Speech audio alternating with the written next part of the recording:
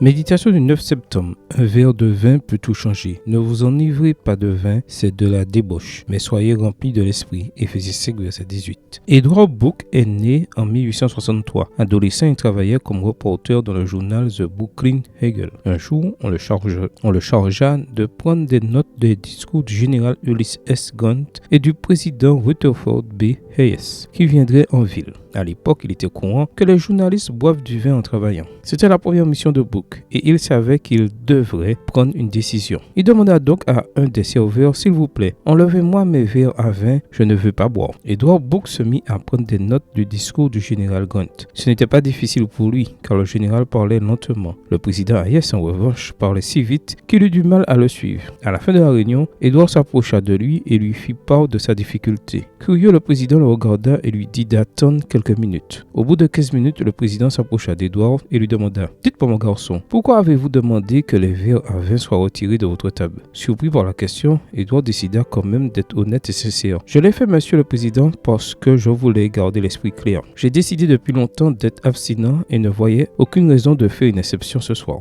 Impressionné par son intégrité, le président Hayes invita Edward à monter dans sa voiture et lui remit en chemin une copie de son discours. C'est ainsi que le journal d'Edward Book fut le seul à publier l'intégralité du discours du président. Le lendemain, Edward reçut de lui une note qui disait « J'ai raconté à ma femme ce que vous m'avez dit au dîner. Elle a écouté avec beaucoup d'intérêt et se joint à moi pour vous demander de nous rendre visite ce soir à 8h30. » Comme dans le cas d'Edward Book, nos choix ont un impact sur notre avenir. Que se serait-il passé si Edward avait bu du vin ce soir-là? Et toi, dans une situation similaire, aurais-tu le courage de défendre tes convictions? Que Dieu te donne la force au moment où l'occasion se présentera. Amen. Bonne journée à toi et que le Seigneur te bénisse.